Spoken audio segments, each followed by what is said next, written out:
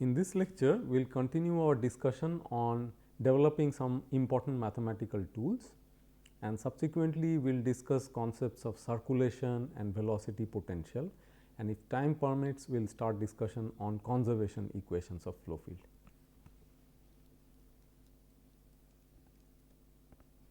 So, these would be the concepts covered. We would continue our discussion on line, surface and volume integrals and the relationship between these integrals. We will discuss about circulation and vorticity, how they are connected with each other, velocity potential and a little bit on conservation equations of fluid flow. Let us look at the key points. So, these are going to be the key points of the lecture. So, let us resume our discussion on the different mathematical tools we had discussed in our last lecture. So, you may recall that we discussed about the line integral, and while we discussed about the line integral, we had talked about a vector ds which is having a certain length, let us say ds, which is a scalar basically, and if you draw a vector tangent to this curve, which is essentially a unit vector. So, you could even write it as t hat. So, that is essentially the nomenclature for unit vector. So, that unit vector times the scalar length gives you the vectorial representation of that elemental vector. That is the nomenclature we will follow, and remember that this is the lower case s which we are using for the line integral. Later on we will use upper case s, that would be for surface integrals. So, let us discuss about surface integrals now.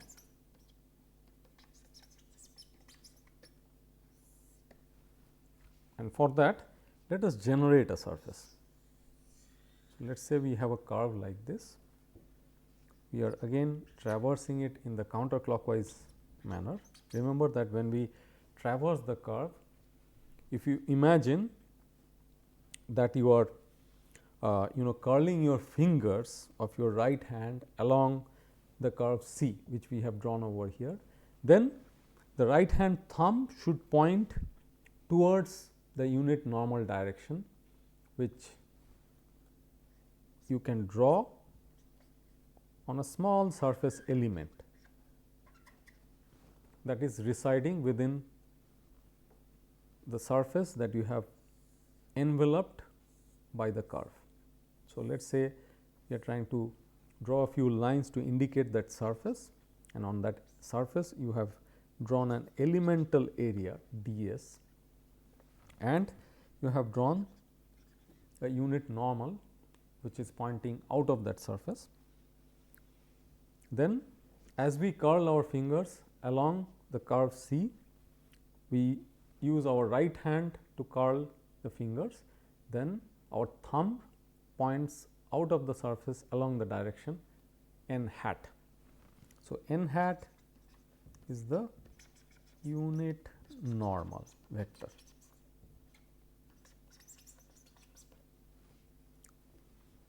And ds, where s is uppercase, is representing an elemental area on the surface capital S.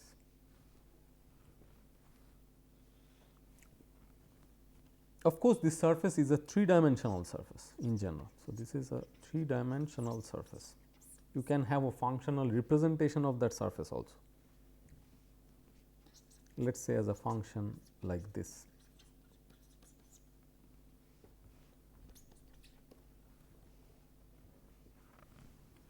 And notice that C is a closed curve.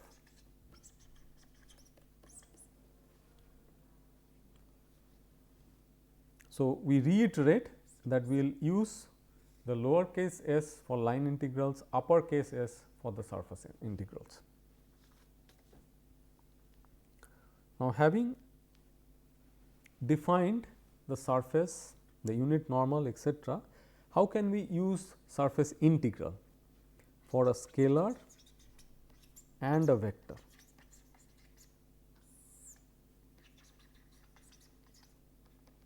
We can use it in different ways. Let us see how we do it. So, there are two categories, open surface and closed surface.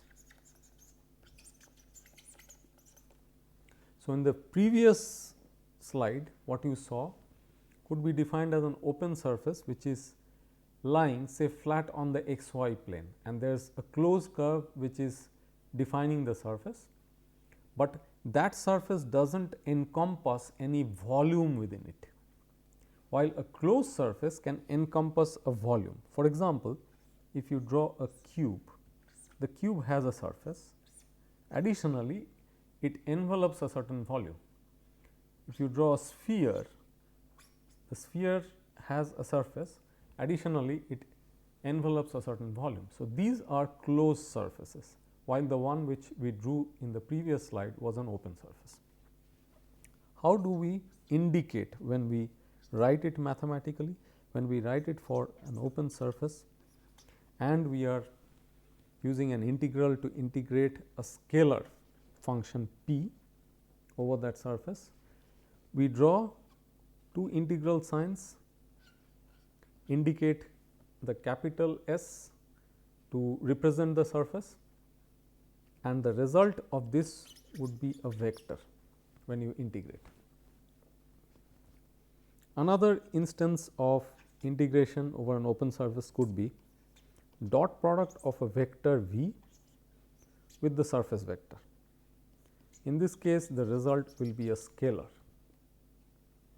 because the dot product will generate the scalar, while the multiplication of the scalar with a vector would end up producing a vector while you integrate it over the surface. What about a cross product? The cross product will also generate a vector.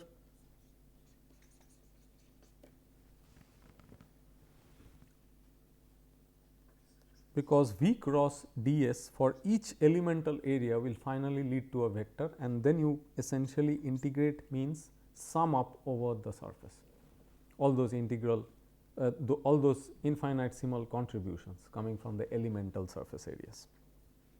Now, coming to the closed surface. In the closed surface, we have to be very careful about the nomenclature. We draw the two integral signs and then we have a closed curve. This essentially distinguishes a surface integral which you perform on an open surface and which you perform on a closed surface. Only this sign brings in the difference, the interpretation.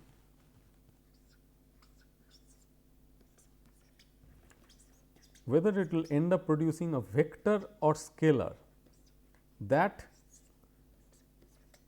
remains the same as what we saw over here. The only difference in interpretation is due to the nature of the surface, either open or closed.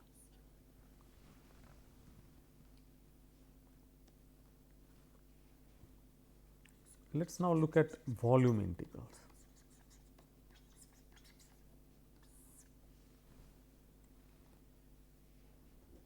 So, in order to represent volumes, we will use small v. So, let us say small v represents a particular volume in Cartesian space, and we will use rho as a scalar field. You can interpret it as density also, there is no conflict because density happens to be a scalar. And then we may like to take a volume integral of density over that volume that we have defined. How do we represent it? We represent it like this. This of course is closed by default, only then can you have a volume definition.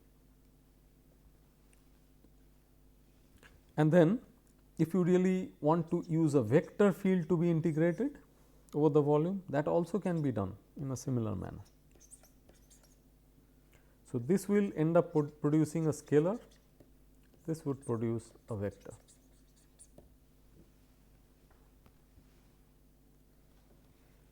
Now, the interesting part comes when you try to link these different integrals that we learnt about line, surface and volume.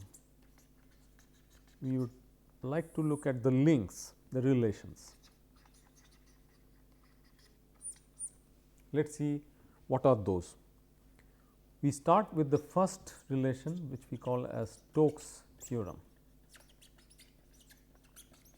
It is a connection between line integral and surface integral. How do we connect them? Let us see. We have a closed curve along which we are taking a dot product of a vector field V with d s, where s is lower case, which means it is essentially a small element in the form of a line represented in a vectorial sense. So, when you perform this integration along the closed curve, you are using innumerable such small line segments over which you perform the dot product and you sum up. So, this closed curve based integral is equal to a surface integral concerning an open area or open surface. That is why you do not have this symbol associated with the integral, that we do not use over here. And what do you have in the integrand? It is curl V dot d s. So, remember that the left hand side was a dot product that would yield a scalar. Similarly, the right hand side will also produce a dot product. This is going to produce a vector, the vector dotted with d s, where s is uppercase. So, this is capital S, okay, or uppercase S, which means it represents surface. So, this is Stokes' theorem, which links line integral with surface integral. So, you are performing a line integral of V dot d s, and that equates with surface integral of curl V. Let us look at the next important theorem, which connects an area integral with a volume integral. That is called as divergence theorem, and from the name itself you can figure out that it is going to involve divergence of a vector. So, how does it arise? Let us see. We now have a surface integral over a closed surface going by the nomenclature. So, the surface is capital S. Over that we perform the V dot d s, S is capital here, that is equal to volume integral divergence V dV. So, this is a dot product, we will end up producing a scalar. This is also a dot product, and when integrated over the volume will also produce a scalar. What is the connection between the two? One is an area integral, the other is a volume integral. So, divergence theorem connects an area integral with a volume integral. Let us look at another theorem, that is where we will stop with these connections between different integrals. So, that is called as the gradient theorem. So, what does the gradient theorem talk about? It talks about a connection between surface integral and volume integral. Same as this can also be called as a surface integral, area or surface integral. Both terms are having same implication. So, here it is again a closed surface. You have a scalar being integrated over the vector field. Scalar, this is vector representation of the area. So, what would it produce? It would produce a vector. Therefore, on the right hand side also you can expect that there will be a vector. By the name you can expect that that will be gradient of a scalar. That happens to be gradient of p, which we studied about few minutes back. So, this is a vector, volume is a scalar, consequently, what comes out of the integration is a vector.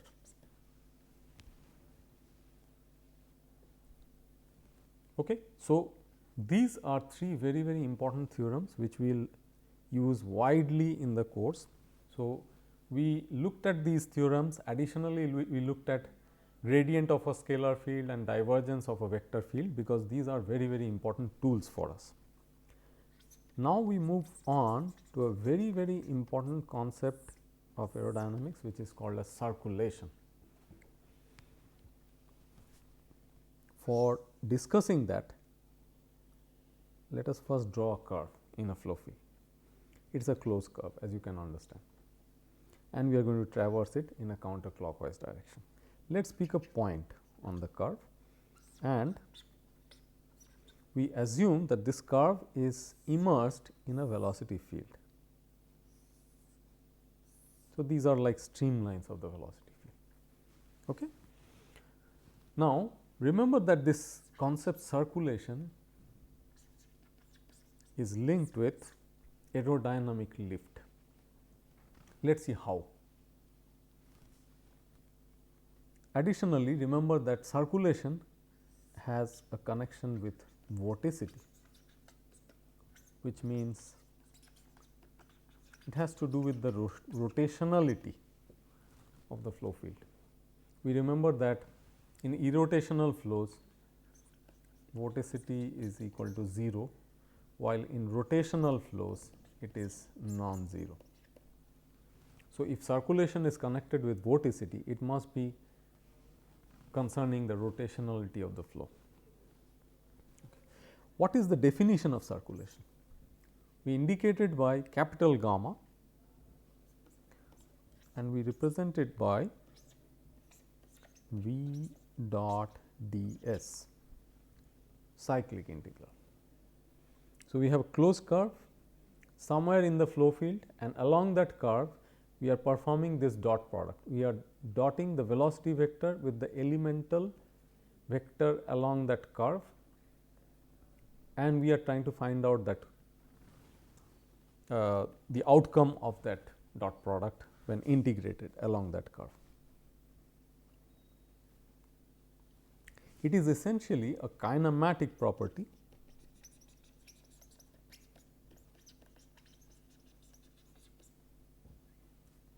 because it depends on the velocity field and the choice of the curve C, which we have defined, because C is an arbitrary one. How do we explain the negative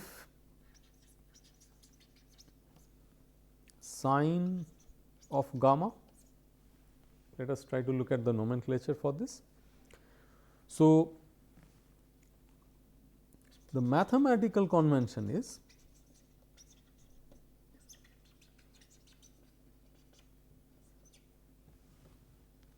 the positive sense of the line integral is counterclockwise, as we have indicated here. Okay. However, we said that circulation has a aerodynamic context. It is connected with lift generation. That means, it has to do with aerodynamics of a lifting surface, like an airfoil for example. So, it is convenient for us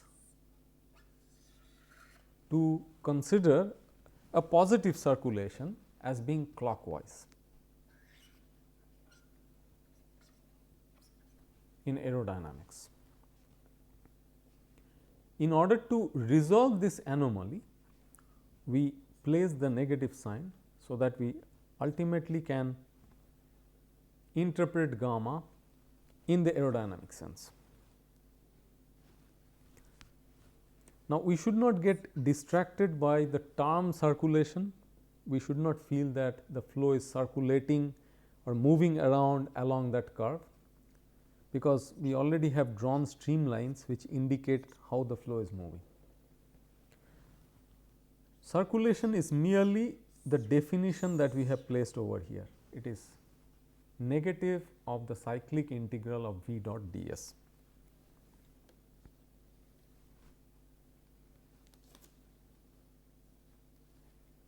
We were saying that circulation has a connection with vorticity.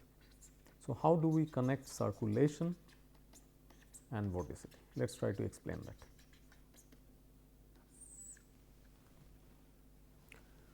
So, we start with the definition of gamma.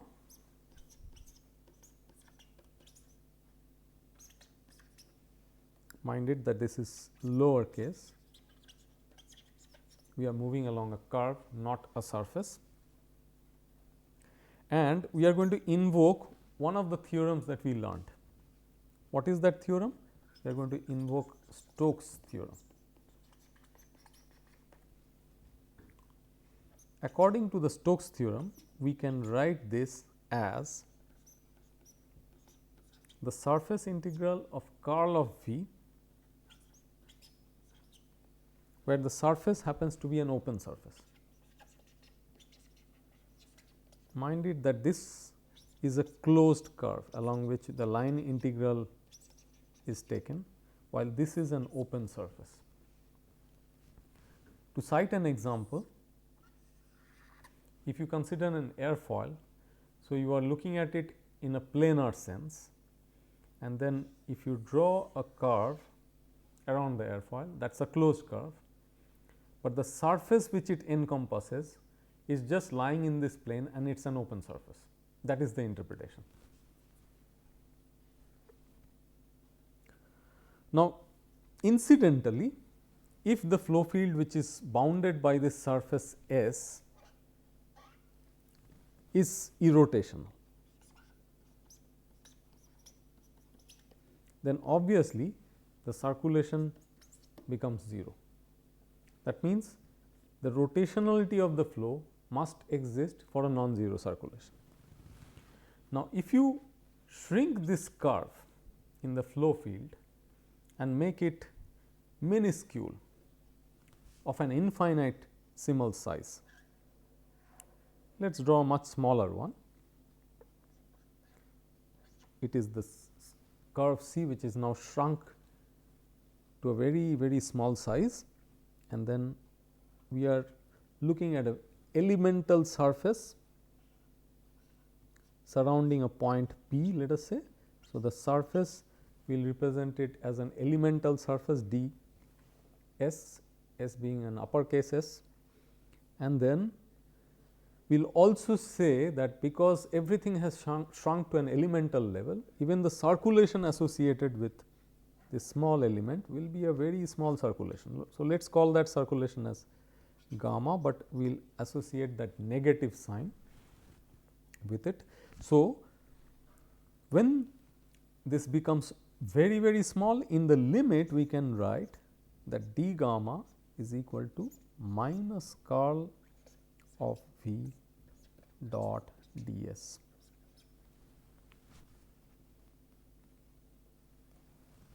And then that can further be written as minus curl of V dot and then you can write that surface vector in this form. That means, unit normal vector times the scalar representation of the surface. So, this basically replaces the d capital S vector. Now, if you rearrange the terms, what it basically says is curl V dot n is going to give you minus d gamma d s. Okay. Let us erase a little bit of this, that is n hat. So, what is the implication that we are talking about? We are saying that component of the vorticity normal to d s is equal to the negative of circulation per unit area, where circulation is taken around the boundary of d s. So, that is along this very small curve. That is the implication of this equation. So, that essentially explains the connection between circulation and vorticity.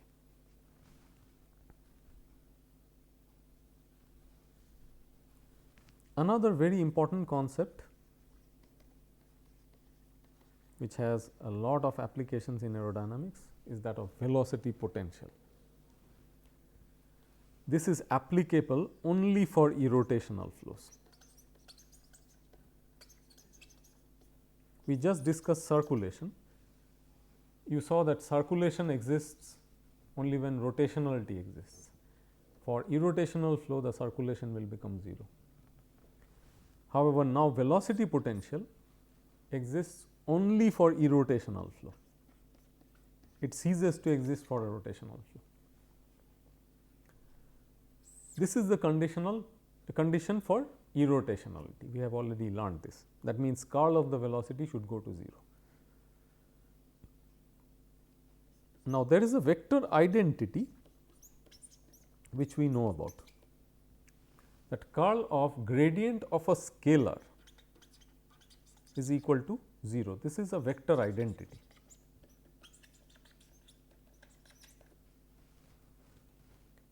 Which basically says that if you are looking at an irrotational flow field, then the velocity vector can be represented in the form of gradient of a scalar field.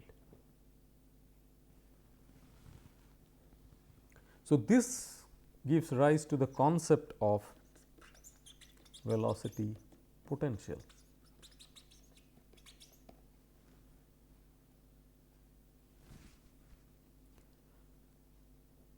So, velocity potential is represented by phi,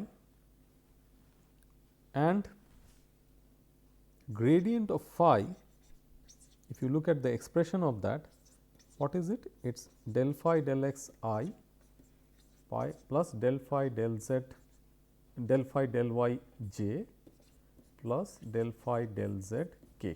This we learnt few minutes back when we were looking at gradient of p. So, if that is equal to the velocity vector, it is equal to u I plus v j plus w k, right.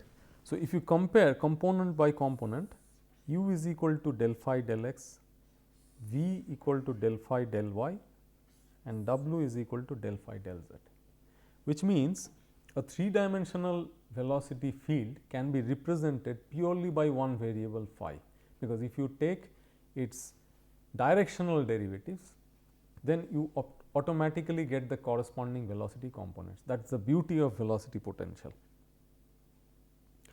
Now, velocity potential applies to 3D flow field. It only needs to satisfy the irrotationality condition to exist, and as I already mentioned that it simplifies the definition of a velocity field, because you can define a 3D velocity field purely through phi, one variable itself.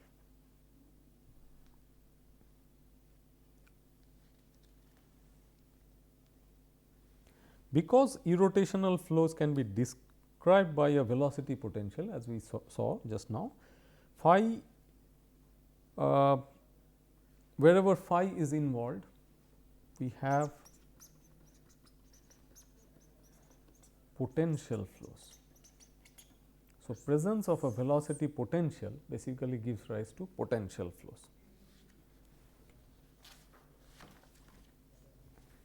So, now we are well equipped to start discussing about conservation equations. We will talk about different conservation equations like conservation of mass, momentum and energy. And for that what we will do is, we will take a velocity field and we will immerse a fixed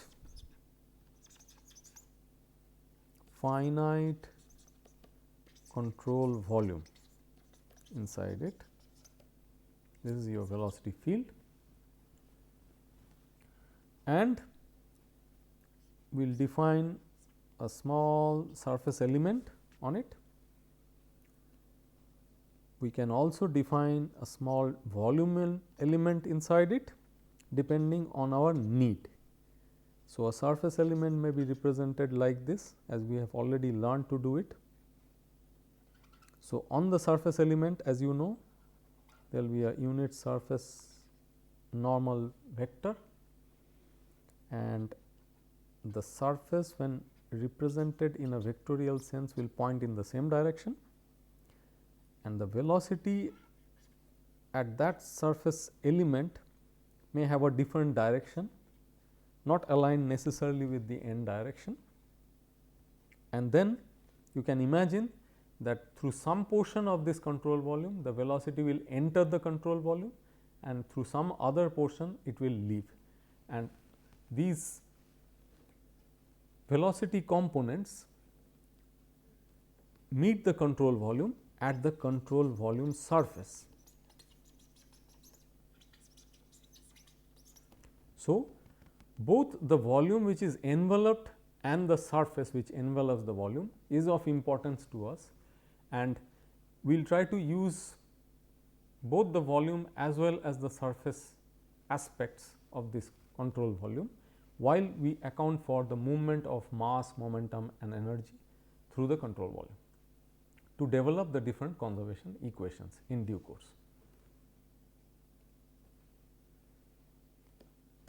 So, let us sum up whatever we could cover in this lecture. So, we discussed about a little bit of line integral, and then followed by surface and volume integrals and the relations between them, which gave rise to Stokes theorem, divergence theorem, gradient theorem.